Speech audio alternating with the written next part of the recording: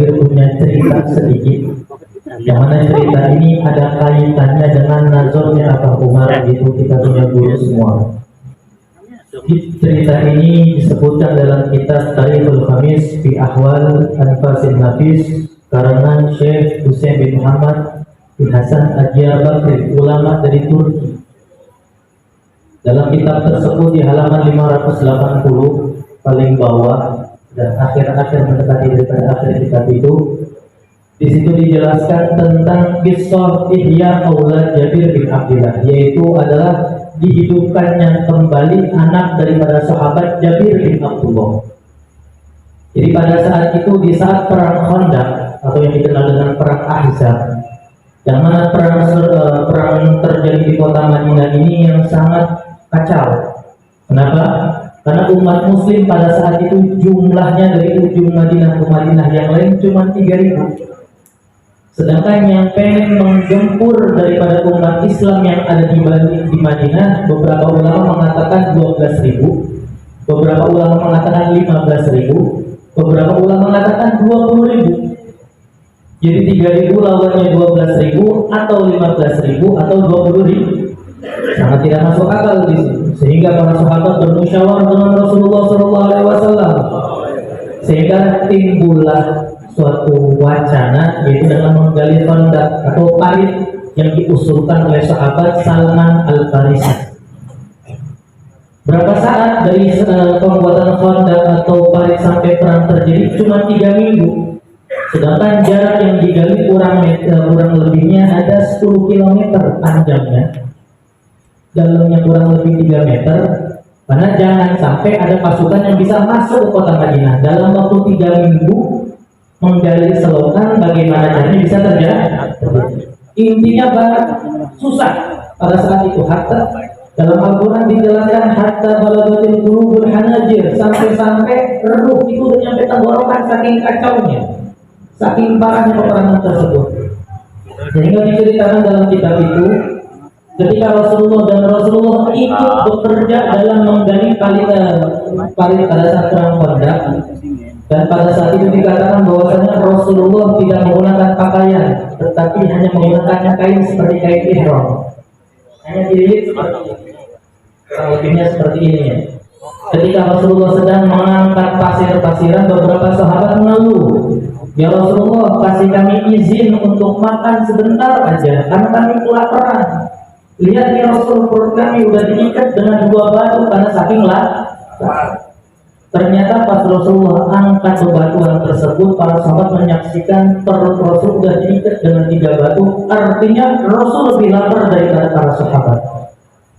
Karena saking teganya sahabat Jabir bin Abdillah, di sini pulang ke rumah, bilang sama istrinya, "Bu, Rasulullah kasihan, perutnya udah diikat dengan 3 batu.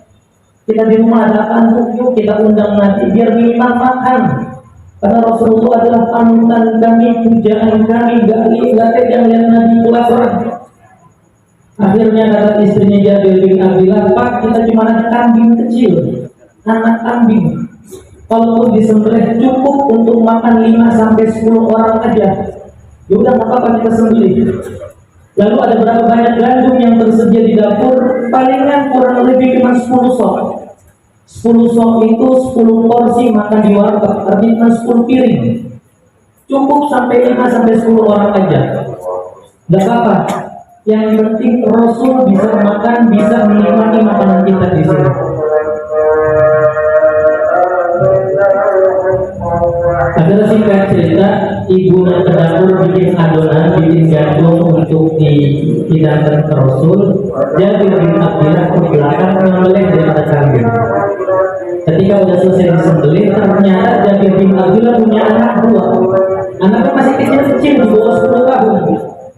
Abangnya, anaknya ini yang nomor pertama, ketika bapaknya sedang menyembelih kambing, diperhatiin sama dia di situ. Kambingnya diangkat. Akhirnya abang ini, anak pertamanya Jabir, ngomong sama dia, "Jabir, sini deh, kita main potong-potongan yuk. Karena baru saja aku melihat bapak motong kan kambing." Namanya anak kecil, apapun yang dilihat sama anak kecil pasti dicontoh sama anak kecil tersebut. Akhirnya Jabir bin Abdillah sibuk menguliti kambing, ibunya sibuk bikin adonan daripada gandum, anaknya yang pertama ini menyembelih daripada adik tanpa ketahuan daripada ibu bapaknya. Singkat cerita, karena udah saking senangnya udah makanan jadi semua, akhirnya Jabir bin Abdillah bilang sama istrinya, Bu, udah jadi kan? Oh udah, yaudah saya panggil Rasul ya. Saya panggil Rasul untuk bisa minimal makan dulu di sini. Ya udah Pak, silakan panggil Rasul, tapi ingat cuma 5 sampai 10 orang aja karena porsinya sedikit, jangan sampai banyak-banyak. Siap Bu. Singkat cerita, akhirnya si Jabir bin Abdillah mengambil Rasulullah yang sedang kerja pada saat itu. Ya Rasulullah, kalau antum izinkan, istriku ini baru saja memasak kambing sama ada beberapa makanan di sini. Tolong antum makan sama ada beberapa sahabat, tapi jangan banyak-banyak, minimal 5 sampai 10. Akhirnya kata Jabir bin Abdillah, kata Rasulullah, betul, kamu bikin makanan untuk aku. Betul ya Rasul, tapi jangan banyak-banyak, 5 sampai 10. Nabi Rasulullah naik ke atas bebatuan sambil berbicara dengan suara yang keras, ya ahla Khandaq, wahai semua kaum muslimin yang ada sedang menggali parit pada saat ini, kalian semua yang jumlahnya 3.000 diundang oleh Rasulullah oleh Jabir bin Abdillah untuk makan-makan. Padahal kata Jabir porsinya 5 sampai 10, tapi ngundangnya 3.000. Akhirnya saking kacaunya Jabir bin Abdillah di sini, panik pulang ke rumah, bilang sama istrinya, wahai istriku, Nabi undang 3.000 orang diundang untuk makan yang sedikit ini. Kata istrinya, kamu lupa mungkin tidak mengingatkan Rasul. Enggak, aku ingatkan Rasul 2 kali di situ. Lalu apa kata Rasul? Pesannya Rasul, makanannya jangan dicolek, dibiarin aja biar aku yang membagikan kepada para sahabat. Kalian cukup diam dan cukup sediakan daripada anak-anak kalian yang tadi pada awal sudah meninggal. Jadi kata Rasul, anak-anak kalian persiapan untuk makan bersama. Padahal anaknya sudah meninggal dunia. Singkat cerita, Rasulullah datang ke Jabir bin Abdillah. Rasul yang bagiin satu demi satu kepada para sahabat. 10 keluar berarti 300 kloter. Rasulullah yang dalam keadaan lapar tetap memedulikan daripada umatnya biar kenyang. Setelah udah 3.000 pasukan kenyang, baru Rasulullah masuk ke dalam. Ya Jabir, yuk makan bareng sama keluarga kamu. Akhirnya kata Rasulullah, mana anak-anak kamu? Kata Jabir bin Abdillah, dan Jabir belum dikasih tahu sama istrinya. Dan istrinya ketika tahu, jadi pas anaknya habis nyembelih kambing, habis nyembelih anak yang nomor 2 tadi, kepalanya dibawa sama si anak yang pertama di sini, yang ibunya sedang di dapur bikin adonan. Namanya kecil, Bu, ini kepala adek. Otomatis si ibu menjerit.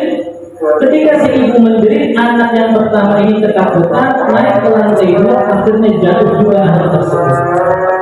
Tetapi sang ibu malah jangan sampai bikin kepikiran daripada suaminya, jangan sampai Rasul nggak nyaman makan di rumahnya. Akhirnya ketika Jabir bin Abdillah pulang, belum masih tahu di situ. Baru pas Rasulullah ajak anak-anak kamu, ajak makan bersamaku di sini. Jabir bin Abdillah ngomong sama istrinya, Bu, panggil anak-anak suruh makan sama Rasul. Maka istrinya bingung mau jauh pergi mas, sedangkan anak-anaknya dalam keadaan meninggal. Ada Pak ikut ke dapur sebentar. Maksudnya apa Bu? Anak-anak diceritakan dari awal sampai akhir. Karena saking pengen gak mau mengganggu kenikmatan Rasul, jadi kita nahan daripada emosionalnya. Ngadep lagi ke Rasul. Ya Rasul, anak-anak lagi main, padahal anaknya meninggal. Kita di kamar anaknya tersebut. Akhirnya jadi kata Rasulullah SAW, enggak, aku diperintahkan oleh Allah melalui malaikat Jibril untuk makan bersama kamu dan anak-anak kamu, wahai Jabir. Akhirnya Jabir bin Abdillah mengatakan, ya Rasulullah, anak-anak lagi sana lagi di luar. Enggak, saat ini juga panggil anak kamu. Dengan berat hati si Jabir nanya sama si istri, Bu, emang ditaruh di mana jenazah anak-anaknya? Tuh di gudang belakang, yuk lihat. Ternyata pas dibuka pintunya, anak-anaknya yang kepalanya udah putus putus dan yang satu meninggal dari lantai 2 lagi main berlibur di atas kasur di situ. Akhirnya dengan senang dia berhentilah mengeluh dan anak tersebut dibawa ke Rasulullah. Akhirnya kata Rasulullah, malaikat Jibril berpesan kepadaku, minta doa wa alaihim jama wal ihya. Ya Rasulullah, kamu cukup memanggil mereka, maka Allah yang akan mengabulkan dan Allah yang akan menghidupkan anak-anak mereka di sini. Apakah ada kaitannya dengan nazam Abu Umar? Ada. Pertama kita baca dulu nazamnya di sini. Alhamdulillah jadi murid syekhuna.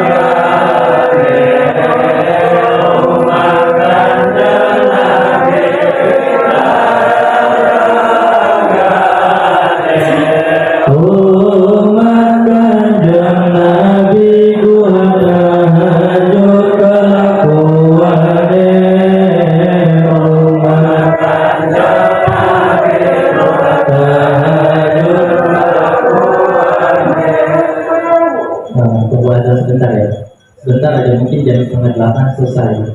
Kita kaitkan cerita tadi dengan nazam tadi.